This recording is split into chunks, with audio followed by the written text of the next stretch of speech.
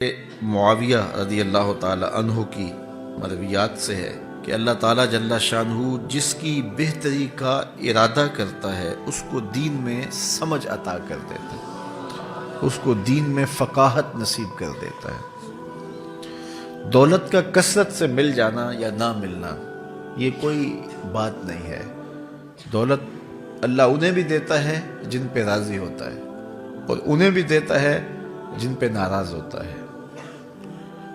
قارون کو دولت دی، فرعون کو دولت دی، بادشاہت بھی دی، حامان ہے، شداد ہے، شدید ہے، کتنے کتنے دولت مند اور تخت و تاج کے مالک گزرے، اللہ ان پہ راضی نہیں تھا، لیکن ان کو بھی دولت دی جن پہ راضی تھا۔ حضرت عثمان غنی کو دولت عطا کی، حضرت عبد الرحمن ابن عوف رضی اللہ تعالیٰ عنہ کو صحابہ میں سب سے زیادہ دولت مند حضرت عبد الرحمن ابن عوف تھے، ان کو بھی دولت عطا کی، اور بھی لوگوں کو، حضرت سلیمان کو پیغمبری بھی دی، دولت بھی دی، بادشاہت بھی دی۔ تو دولت وہ اسے بھی دیتا ہے جس پہ راضی ہوتا ہے، اور دولت اسے بھی دیتا ہے جس سے راضی نہیں بھی ہوتا، لیکن فقاہت فی الدین، دین کی سمجھ صرف اسے دیتا ہے جس پہ راضی ہوتا ہے۔ تو جس کو دین کا فہم دے دیا گیا، دین کی سمجھ دے دی گئی، اللہ تعالیٰ اس پہ راضی ہے۔ جس کی بھلائی چاہتا ہے، جس کی بہتری چاہتا ہے، اس کو اللہ تعالیٰ جل شانہ دولت دین دے دیتا ہے اور دین کی سمجھ عطا کر دیتا ہے۔ حضور علیہ السلام کا ایک اور فرمان سن لیجئے، جو ایسے راستے پہ چلا جس میں وہ علم کی تلاش کرتا تھا، جو علم طلب کرنے کے لیے کسی راہ کا مسافر ہوا، سہل اللہ لہ بہ طریقا الی الجنہ، تو وہ جنت کے راستے پہ چلا۔ جتنے قدم اٹھاتا ہے وہ جنت کی طرف قریب ہوتا چلا جاتا ہے۔ تو راہ علم کے سفر میں اللہ نے اتنی برکتیں رکھی ہیں۔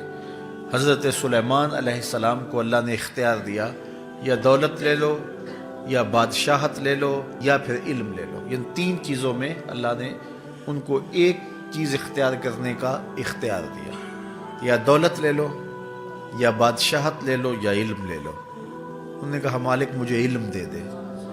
کہا اچھا تو نے علم کو اختیار کیا، دولت اور بادشاہت اس کے صدقے دے دی۔ ایک زمانے میں ایک ملک نے دوسرے ملک پر قبضہ کر لیا، تو جو بادشاہ وقت تھا اس کو گرفتار کر لیا۔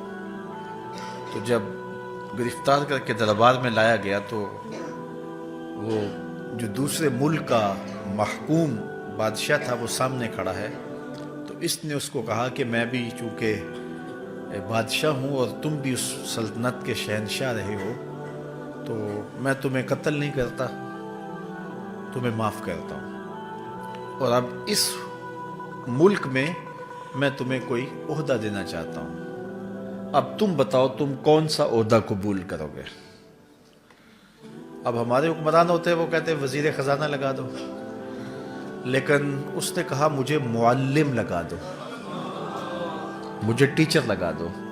تو وہ بادشاہ ہنس پڑا، کہنے لگا پھر دوبارہ بادشاہی چاہتے ہو؟ تو یہ بادشاہی ہے، یہ شہنشاہی ہے۔ تو جو راہ علم پہ چلا وہ جنت کے راستے پہ چلا، اللہ اس کے لیے جنت کی راہیں بھی آسان کر دیتا ہے، اور دنیا پہ بھی اللہ تعالیٰ اس کو عزتوں سے نوازتا ہے۔ تعلیم و تعلم کا جہان حقیقی جہان ہے۔ تو باقاعدہ 8 سال کا کورس کرے یہ تو ہر شخص کے لیے ممکن نہیں ہے، لیکن سب کے اوپر لازم ہے کہ وہ ضروریات دین سیکھے۔ ان میں نماز، روزہ، حج، زکوٰۃ، اگر کاروبار کرتا ہے تو کاروبار کے مسائل، اسی طرح جو ہے وہ کفر، اسلام، بنیادی عقائد، یہ وہ چیزیں ہیں جو ہر ایک شخص کے اوپر جو ہے وہ سیکھنی واجب ہیں اور ضروری ہیں۔ تو ان کو سیکھنے کے لیے علمی حلقوں میں جانا، بیٹھنا، علماء کی صحبت میں بیٹھنا، یہ اپنے اوپر لازم کر لیں۔